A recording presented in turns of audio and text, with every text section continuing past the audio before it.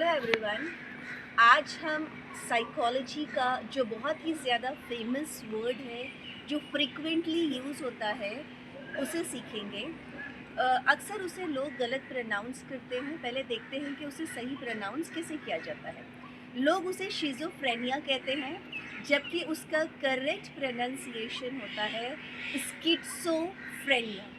अब स्किज़ोफ्रेनिया क्या होता है? स्किज़ोफ्रेनिया एक मेंटल इलनेस है, दिमागी बीमारी है। तो इसमें क्या होता है, हम देखते हैं कैसे पता चलता है कि किसी को स्किज़ोफ्रेनिया का प्रॉब्लम है। अगर किसी इंसान को इलॉजिकल थॉट्स आती हैं जो रेलेवेंट नहीं होती और जो रियलिटी से बहुत दूर होती है, इलॉजिकल होती है। जो बिहेवियर है वो बिज़ार होता है। बिज़ा मतलब जो क्लियर नहीं होता, और उसकी स्पीच भी ऐसी होती है जो समझ से जो है बाहर होती है, या हम उसे ठीक तरह से समझ नहीं पाते। और डेल्यूजन्स एंड हैलुसिनेशंस होता है। अब डेल्यूजन्स क्या होता है? एक फेक पिक्चराइजेशन होता है। हैलुसिनेशन जिसमें लोगों को हमें ऐसा महसूस होता है कि कोई आवाज़ें आ रही हैं या कुछ हो रहा है।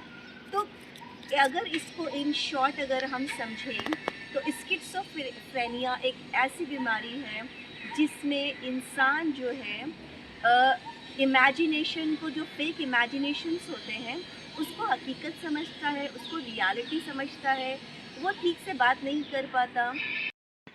स्किज़ोफ्रेनिया एक ऐसी बीमारी है जो वक्त के साथ साथ बढ़ती है। इसलिए हमें चाहिए कि ऐसे इंसान को मॉनिटर करें, उसको सुपरवाइज़ करें और ऐसे इंसान की हिम्मत बढ़ाएं। और देखिए, इंसान जो मेंटल इलनेस का शिकार होता है वो अक्सर इस वजह से भी होता है कि लोग उसे समझ नहीं पाते।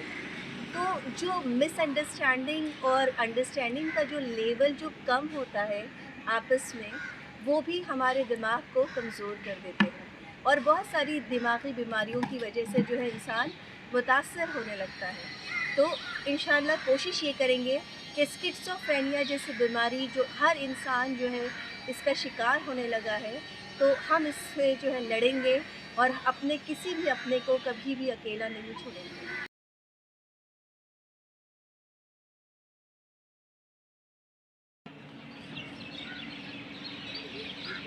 अब हमारा सेकेंड वर्ड है बायोपोलर या बायोपोलर।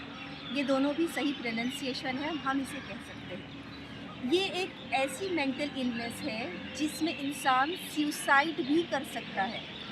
यानी जब वो बहुत ज़्यादा खुश होता है और सडनली उसे कोई सैड न्यूज़ मिले या कोई ऐसी ख़बर आ जाए जिसे वो उसका दिल पसंद ना करे, तो उस न्यूज़ को, उस बात को लेकर वो इतना दुखी हो जाता है कि वो बहुत ज़्यादा मायूस हो जाता है। और कई लोग बायोपोलर में सुसाइड भी कर लेते हैं। इमोशंस बैलेंस में नहीं होते, किसी चीज़ को हमारा दिल एक्सेप्ट नहीं करता है।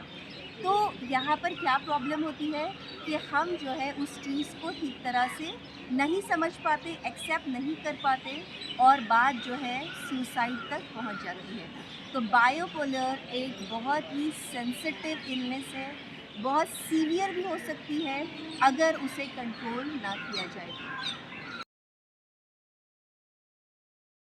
अब हम देखेंगे हमारा जो नेक्स्ट वर्ड है कैटेटोनिया। अब कैटेटोनिया क्या होता है? आप में से और हम में से इसे हर कोई करता है। वो क्या होता है? जब हमारा माइंड डिस्टर्ब होता है और जो हमारा नेगेटिव रिएक्शन होता है लोगों को लेकर, सिचुएशंस को लेकर, उसे हम कहते हैं कैटेटोनिया। और देखिए, इसको हम में से हर कोई करता है। जब हम डिस्टर्ब होते हैं और हमसे कोई बात करता है, चाहे हमारा कोई अपना ही क्यों ना हो, तो हम उसे झिड़क देते हैं या कुछ इस तरह से बात करते हैं जो अनडिज़ायरेबल होता है। तो इसे कहते हैं कैटेटोनिया।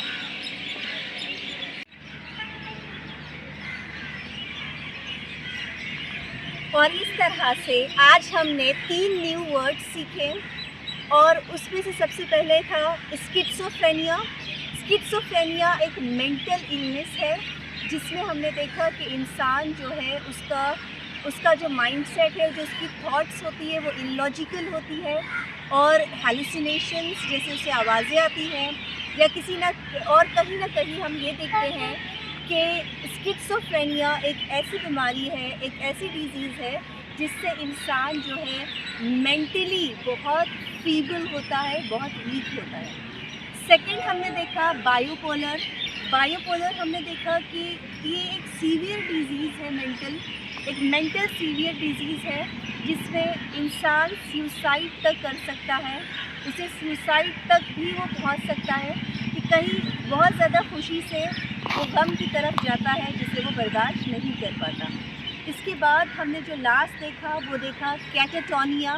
कैटाटोनिया हमने देखा कि किस तरह से कैटाटोनिया एक ऐसी डिजीज़ है जिसमें डिस्टर्ब माइंडसेट की वजह से हम लोगों के साथ नेगेटिव बिहेवियर करने लगते हैं, रिएक्शंस हमारा नेगेटिव होता है, और ये किस वजह से होता है? कैटाटोनिया की वजह से। तो आज हमने ये 3 बहुत अहम साइकोलॉजिकल टर्मिनोलॉजी सीखी है, जो अगर पढ़ता है साइकोलॉजी तो उसके लिए भी इम्पोर्टेंट है, और अगर जो सुनने वाले हैं तो उनकी नॉलेज के लिए भी ये बहुत बेनिफिशियल है।